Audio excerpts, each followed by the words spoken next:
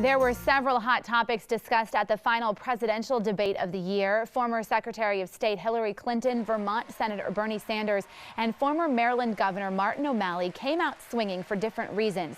Terrorism, gun control, and the economy dominated last night's debate in New Hampshire. But it was a controversial data breach of Secretary Clinton's campaign that became the focus of the debate early on. Sanders staffers were able to access Clinton's data on early state voters this week through a glitch in a Democratic National Committee computer program.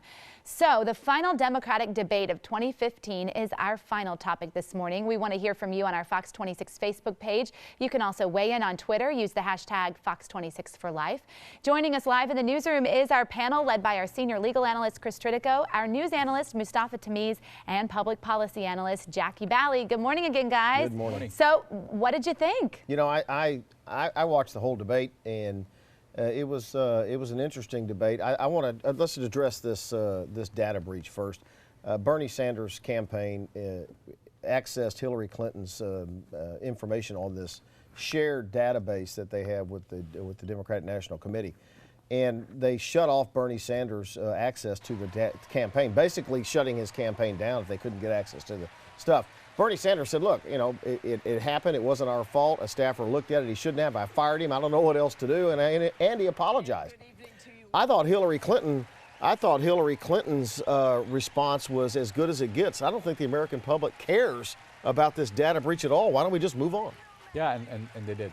It was a snoozer of a debate, right? It was like reasonable and more reasonable.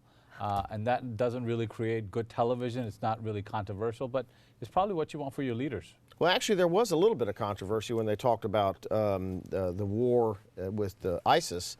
And Hillary Clinton said part of her plan would be you have to take Assad out. And Bernie Sanders and Martin O'Malley, who was on a tear last night, trying to gain any traction, which I don't think worked. But they both said, you know, he didn't attack us like Al-Qaeda did. We don't need to worry about him. Well, I think it's hilarious. Mustafa calls Bernie Sanders reasonable, but I digress. Yes, you would see she is leading. I think some polls are showing her at 31%. And I know she's hoping that the polls are correct because last time she ran, they showed her leading someone unknown called Barack Obama by 28%, right. And we all know how that ended up. So I think she is doing exactly what she needs to do to maintain that lead.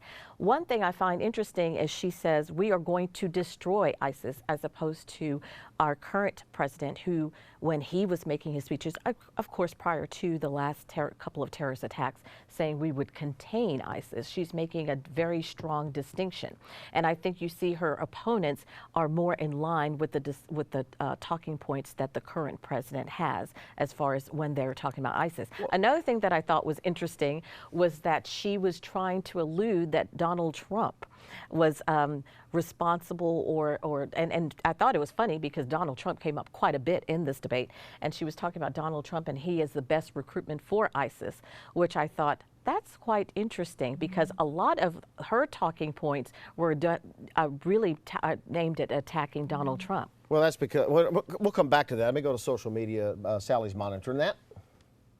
Let's go ahead and we will head over to Twitter right now and take a look at what some people are saying about the debate last night. Larry says, really, no questions about Hillary Clinton's high security emails found that she says didn't exist. He has the hashtag LoveFest talking about last night's debate and the moderators there.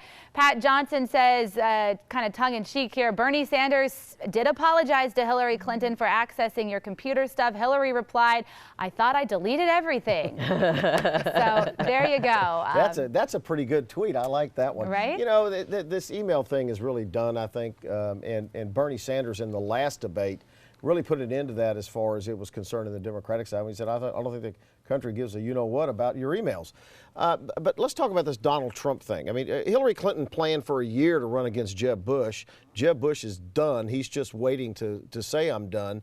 And now they're really looking at Trump might actually win this thing. And so that's why Hillary Clinton came out and attacked him.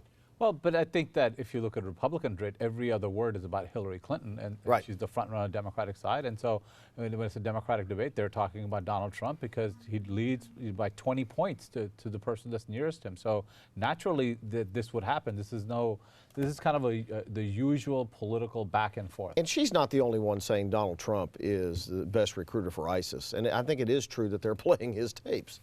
Well, look, the rhetoric is never going to help, and we have to understand the threat level that it raises and do a better job at it. She made one mistake last night that people are talking about, and that's when she said that we are now in a better position to attack ISIS, which seems to, the Republicans are saying that was a swipe straight at the president. She's made several mistakes, and that was one that was just glaring and at us whenever she made that statement.